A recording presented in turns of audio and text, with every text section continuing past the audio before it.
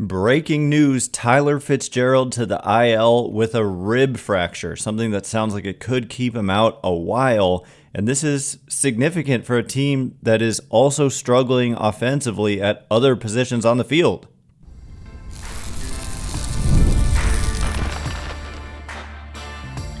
You are Locked On Giants, your daily San Francisco Giants podcast. Part of the Locked On Podcast Network, your team every day. Hello and welcome to Locked On Giants, part of the Locked On Podcast Network, where it's your team every day. My name is Ben Kaspick, and on the show we provide daily episodes Monday through Friday, talking about the San Francisco Giants in a way that's data-driven and rational, but also simple, passionate, and accessible to all. I'm a former contributor for the baseball statistics and analysis websites Beyond the Box Score and Rotographs. I've been podcasting about the Giants since 2015, hosting this show for over 6 years, and I'm a lifelong Giants fan. Thank you for making Locked On Giants your first listen every day. We're free and available wherever you get your podcasts, including YouTube. Check us out there if you have not already, and please hit that subscribe button wherever it is that you're following the show. This episode is brought to you by Monarch Money. Take control of your finances with Monarch Money. Use code LOCKEDONMLB at monarchmoney.com for 50% off your first year. And coming up on today's show, we're going to discuss the impact of Tyler Fitzgerald going on the IL with a rib fracture. We're going to try to figure out how long that means he's going to miss. And we're going to get to some mailbag questions about, like I alluded to, growing concern about some positions on the field, specifically first base, where the Giants are not getting any production. And then we'll get into early impressions of Justin Verlander. We're going to be answering your mailbag questions, and those are some of the questions we're going to get to. But like I said, breaking news. This came in right as I was about to record that Tyler Fitzgerald was placed on the injured list with a left rib fracture today, and Brett Wisely was recalled from AAA Sacramento. So this is a big blow, and this literally came through, like I said, seconds before I was about to record, so I don't yet have an idea about what the timeline is, and from what I can see on Twitter, no one yet has given an update. Obviously, I think when Bob Melvin meets with the media, he'll probably have something to say about that. But, your ribs are pretty important in general, but, in baseball with the twisting and all that. So the fact that he's been able to play through it, because remember, he missed some time with what was originally listed as a contusion, but, he played through it, and apparently it was still bothering him, and they double checked or whatever and found a fracture. So the impact here is pretty big. I mean, I want to just point out, something I have been thinking about a lot is that the Giants have been pretty fortunate when it comes to health so far, with, as we have mentioned a few times, the only roster move that they had made before today all season was placing Casey Schmidt on the IL with an oblique strain.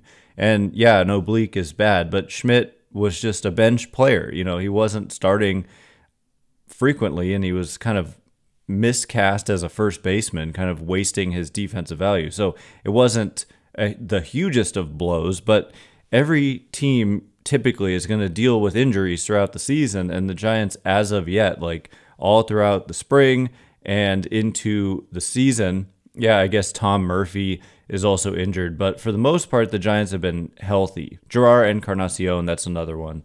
But here, down goes Fitzy. So what stings about this is that Fitzgerald was playing well, and, his rolling 15-game weighted runs created plus, meaning in the last 15 games, it's at 158. And so he started slowly, but then has not just climbed out of it. I mean, he's been good, and the overall numbers look really nice. And it's kind of crazy. In his career, it's not much of a sample. It's 131 games. I'm not saying it's a tiny sample. I'm just saying he hasn't been up long, but he's hit 276 with a 330 on base and a 482 slugging 3.6 Fangraphs wins above replacement in 465 plate appearances with 19 homers and 24 steals and only being caught 5 times. So he has been an underratedly valuable player for the Giants. And it's not just, well, wins above replacement does capture this, but it's not just the bat. It's also the athleticism on the bases, being able to go first to third, second to home, whatever. I mean, he's made an impact on the bases, and he has throughout his career. He's one of the fastest players in the majors. And so hopefully this is something that doesn't take too long. But whenever I hear fracture and rib fracture, I mean, I don't know where to look for like precedent in terms of how long do rib fractures normally take to heal. But yeah, I continue to refresh Twitter hoping to get an update, but we're not getting one in real time here. So it's either going to be Christian Koss or Brett Wisely or both in a platoon, I don't know, at second base. And that is a significant downgrade over Fitzgerald, most likely. And obviously Christian Koss has not played much. This, when he made his first appearance this year for the Giants, it was his major league debut. But in 12 games, 26 plate appearances, obviously not a big sample. He's hit just 217 with a 280 on base and a 217 slugging, meaning he's only had singles. He has 5 hits and they're all singles. And Brett Wisely has played quite a bit with the Giants. He's only played with the Giants in his major league career, and he's been about 40% below average offensively. And so this has the potential to be just a black hole in the lineup with Wisely and Christian Koss. And so this is where not having great depth comes into play. And I would say that second base is, in fact, a position where they don't have great depth. I mean, I suppose if Casey Schmidt was healthy, then I would feel better about this, and I'd probably honestly start Schmidt at second base as the primary guy behind Fitzgerald, but Schmidt is out, and now Fitzgerald is also out, and so it remains to be seen. They do have a lefty going tonight, the Rockies do, in Kyle Freeland, and so it's going to be Christian Koss regardless, but it'll be interesting to see when there's righties on the mound. Are they just going to start Wisely, or is Christian Koss going to get those at bats? And then you start to think, for me, like about the depth beyond that. Say at shortstop, if something were to happen to Adames, like where do you turn from there? Do you have a middle infield of Brett Wisely and Christian Koss? Because then you've really got a problem on your hands, and third base as well. So I guess David Villar is also on this team right now because of Casey Schmidt being on the IL, and he has played some second base in the past. I'm not sure this regime with Buster Posey in charge really wants to put David Villar at second base. He is inexperienced there and made some big defensive mistakes when he played there in the past. He's really a third baseman, first baseman, DH type. And so we'll see if Villar takes down some starts there, but I would expect that it'll be Koss and Wisely playing until Schmidt gets back or Fitzgerald gets back. So rest up, heal up Tyler Fitzgerald. It's a pretty big blow to a Giants team that has been pretty healthy to start the season. So injuries happen, and this is a significant one, and we'll look out for an update, and hopefully that, the time that he's expected to miss is minimal, and hopefully Casey Schmidt is due back soon, because this would be a good opportunity for Schmidt, who I think is deserving of more playing time and would be better suited to play any position in the infield other than first. It's just he's blocked everywhere else. So it makes sense that he hasn't played other positions, but this would have been a good opportunity for him to get some playing time. Anyway, coming up in just a minute, we'll turn to our regularly scheduled programming, which is answering your questions. Growing concern about first base, where the Giants have been the worst team in baseball. No team has been worse at first base than the Giants. We'll discuss in just a minute. And before we do, today's episode of Locked on Giants is brought to you in part by Amazon Fire TV. Did you know that your Fire TV is also an Xbox? Turn any TV into your gaming and entertainment hub with Fire TV Stick 4K devices. No console required. Just grab your paired controller, subscribe or sign in to Xbox Game Pass Ultimate with EA Play included, and you're ready to go. Dive into hundreds of premium titles, including EA Sports, College Football 25, to Call of Duty, as easily as you stream your favorite shows. So for me, I don't want to now that this is a possibility, the idea of being able to roam freely to any room in the house where I've got a TV, or if I'm traveling or staying in a hotel or visiting family, whatever, I'm able to use the Fire TV Stick 4K, and it makes it possible to keep playing from almost anywhere and not having to lug a console, which is impractical, around. So head to amazon.com/Fire TV Locked On to get started. Xbox Game Pass Ultimate subscription and compatible controller required. Available on select devices including Fire TV Stick 4K 2nd Gen, Fire TV Stick 4K Max 1st and 2nd Gen, and Fire TV Cube 3rd Gen. All right, here we go. We're going to get to our regularly scheduled programming with the first order of business, breaking down the black hole that has been first base for the Giants in 2025. Thanks again for making Locked on Giants your first listen every day. Everydayers, tomorrow we'll be breaking down Game 1 of this series against the Rockies and giving you an update on the timeline for Tyler Fitzgerald and also hopefully Casey Schmidt and Jerar Encarnacion. These are 3 injuries that are significant enough that we start to think about, okay, when are these guys coming back? Because that's going to make a difference. You do have the Rockies in town, and so even with a slightly diminished roster here, hopefully you can take advantage and let some guys heal up. It is a 4-game series. Kyle Freeland against Justin Verlander, who we'll discuss later on. But the first set of questions is about first base. There were a million questions about LaMonte and first base, and these questions were from a week and a half ago, maybe 2 weeks ago, and it's just still true. They still ring true. So Bay Area Champ says, I'm starting to get concerned with our first base options with Wade struggling. Do you think it's time for a change? If so, who would you slot in there? Sebastian says, what might be the answer at first base? And Aurelia to Kent to Snow says, Ben, would you flip Wade and Schmidt for Torkelson or Band-Aid it till maybe Eldridge shows up? So I'll get to the first one first. Spencer Torkelson is not available just in general probably, but especially for Wade and Schmidt.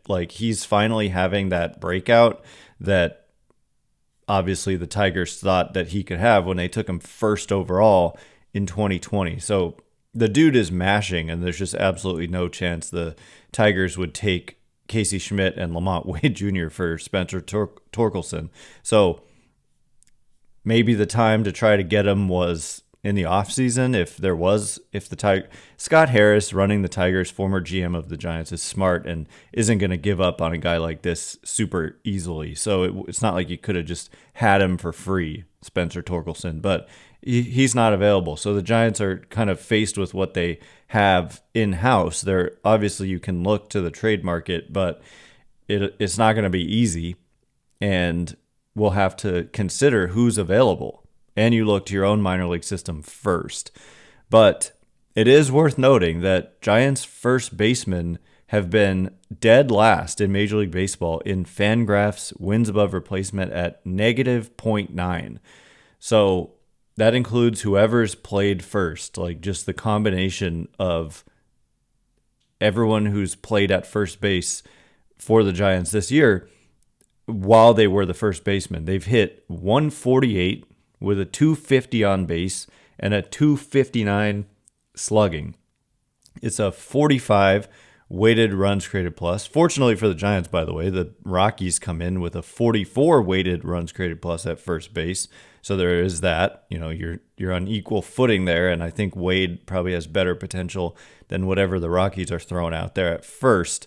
But it's bad, folks. It's bad. It's been bad, and it just is bad. So defensively, they rank second to last. I don't know. Wade hasn't looked that bad to me. I have seen some misplays, but whatever. In terms of just comparing them to the rest of the league, base running wise, they've been actually decent, 12th best.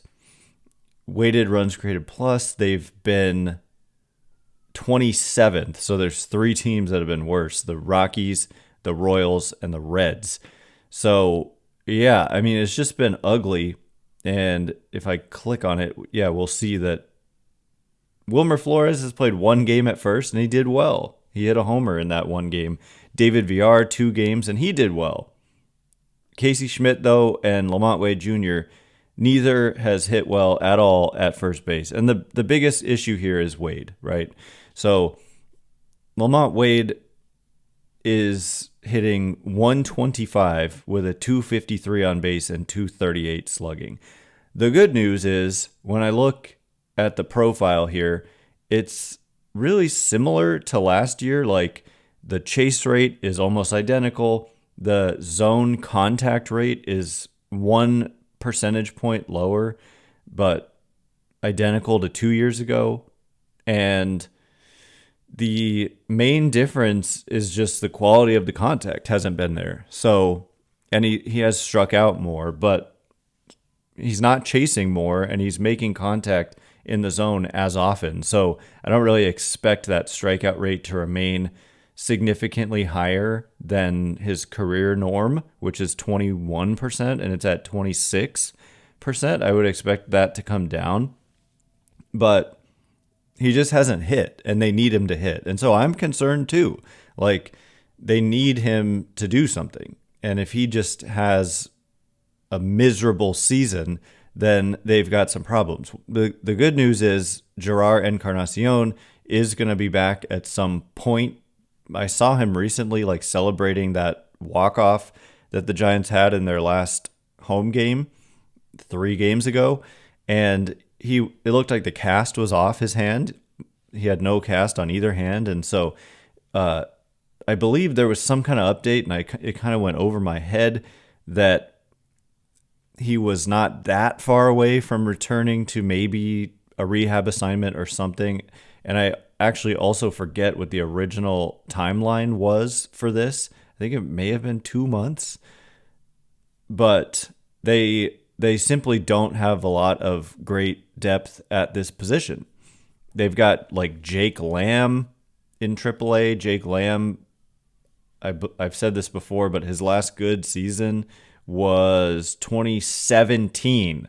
And right now he's in AAA and is hitting about league average for AAA overall, not just for first baseman. And the bar is higher for first baseman. And so if you're just league average in AAA, like, there's not a lot of great promise for the major leagues. So just looking at some of the names in terms of options, I just am not seeing any in the minor leagues. Now, some are going to obviously mention Bryce Eldridge. Eldridge has played now in 6 games in AA, where he was just assigned after rehabbing and extended spring from a wrist inflammation. And in AA, he's struck out 40% of the time. He's hitting 190. Thankfully, he's walked a significant amount, so his on base is 320, and he's hit for some power. But those are not numbers that scream, call me up, with almost no upper level experience. Like, no, Bryce Eldridge is not getting called up right now or anytime soon. Like, he would have to absolutely dominate, and that's just not happening, and they're not going to rush him. And yeah, so I'm not seeing names here. One guy to look out for just in general is Marco Luciano, who I think he homered yesterday in AAA, and he's climbed out of an early season slump to have a 362 on base and a 421 slugging. So he has been above average in AAA, a 112 weighted runs created plus, but he's not a first baseman, although I don't know. I don't know if he's ever played a professional inning at first base. I don't recall him doing it at any point. No, I don't think so. I mean, but you could have like Wilmer play first. You could have Luciano DH. So that's a possibility. So there are some ways you could go, but to me, the best option is just to continue to run Wade out there and hope that the track record plays out. And I think that it will if you throw him out there enough. And the at-bat quality is not terrible. He has struck out too often, but he's kind of started to have better at-bats. You can see it. You can see it in the rolling. Like, he was dreadful as of his last 15 games on the 24th, looking backwards, about 80% below average, but he's slowly climbing out to now he's been about 30% below average in his last 15 games. So look, that's not good enough either, but it's better than 80% below average. So hopefully that continues to climb. And I don't know, he's just done it long enough that there's strong reason to believe that his history is more significant than 27 games in 2025. That being said, the Giants' overall offensive numbers, not talking about runs scored, which is ultimately the most important thing, but just overall offense, 227 average, 307 on base, 376 slugging. That's about 7% below Major League average, adjusting for the ballpark. And that includes Fitzgerald being above average. So you lose one of your above average bats, and you're going to need guys like Wade to pick it up. Wade, Adames, Elliot Ramos, Flores has been slumping. So they're going to need those guys to pick up the slack. So to me, the answer is just to continue to run Wade out there and assume, because this is generally what happens, that the track record plays out.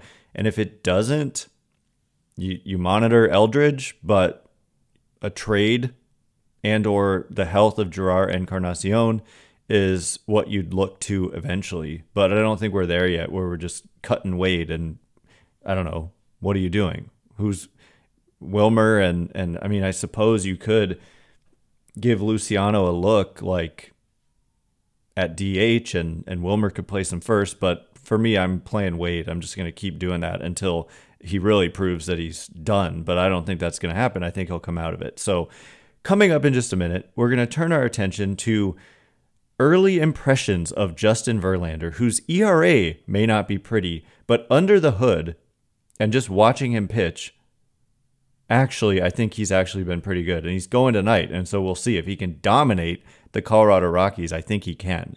So more about that in just a minute. And first, today's episode of Locked On Giants is brought to you in part by Monarch Money. Do you ever check your bank account and wonder, where did all my money go? Between dining out, online shopping, and entertainment, it's easy to lose track. That's where Monarch Money comes in, your personal CFO, giving you full visibility and control over your finances. Monarch Money isn't just a budgeting app, it's a complete financial command center. You can track all of your accounts, investments, and spending in one place, so you stop just managing your money and start building wealth. So instead of juggling multiple apps, I think this is like where people get into trouble, when all your finances are scattered all over the place. You can use Monarch to check your finances, track spending, and even plan long-term goals in one single application. So take control of your finances with Monarch Money. Use code LOCKEDONMLB at monarchmoney.com for 50% off your first year. That's monarchmoney.com, code LOCKEDONMLB for half off your first year. All right, as promised, people want to know, my early impressions of Justin Verlander. There were multiple questions about this, and it is a little bit, I don't want to say confusing, a little bit maybe of a hidden result underneath the ERA, which I believe is 4.99. But I think he's been better than that. And hopefully tonight that will come to fruition where we see the results line up with basically the expected results against an inferior Colorado Rockies team. It better, because you need to take advantage when you're playing the Rockies. That's how this National League seems to be playing out, is that there's a lot of good teams, and you better take advantage when you get your opportunities against the worst team in baseball right now, the Rockies. So K Fitz 023 says, what do you think of Verlander so far? Eric says, thoughts on Verlander so far? And then Superman Devin says, with Verlander having a no trade clause, what are our options if he stays at this level? And I assume this level means like struggling. So yeah, let's take a little bit of a deep dive on Justin Verlander. Thought this was appropriate since he's pitching tonight. And so he's winless, first of all, and that ultimately is not a team statistic. I'm talking about his personal record is 0-2. He only had 5 wins last year with the Astros, but he's chasing 300. He's got 262. So that blown save against the Angels, he was in line for the win. That must have hurt. But anyway, getting to the more significant stuff for the team, he's got a 4.99 ERA. However, the expected ERA, which is a StatCast metric based on the quality of contact and also strikeout rate, walk rate, basically the stuff you totally control, like strikeouts and walks, and then factoring in, when I say quality of contact, like if you're hitting rockets but they're getting caught, that factors into the expected ERA. It's like, no, you should have been worse, but you got lucky. And the same is true in reverse. If you're giving up weak contact and it's finding holes, and that type of contact is normally outs, it's factoring that in. So he has an expected ERA that's just 3.90, better than, or more than a run better than his actual ERA, like 1.09 runs per 9 innings better than his actual ERA. The fielding independent pitching is also down closer to around 4 versus 5, which is where the ERA is again. So overall, like, I'm impressed with, he's not just throwing like 91, 92. He's able to reach back and hit, like, we've seen 97s and stuff from Verlander this year. I'm looking, it's always a little tricky to find average velocity when I scroll through here, but why can I not find it? There it is. So it's up actually a mile an hour over last year at 94.5 miles an hour for his average fastball. The usage is the same pretty much. The slider, he's throwing more, and it's actually down a mile an hour versus last year. His curveball is up a mile an hour, but he's throwing it like 10 percentage points less often. And his changeup is up a mile an hour, and he's using it about the same. So fewer curveballs, more sliders, and fastballs the same, changeup's about the same, but the velocity, 94.5. So I've been impressed with the velocity. I've been impressed with just the quality of the pitches given his age at 42.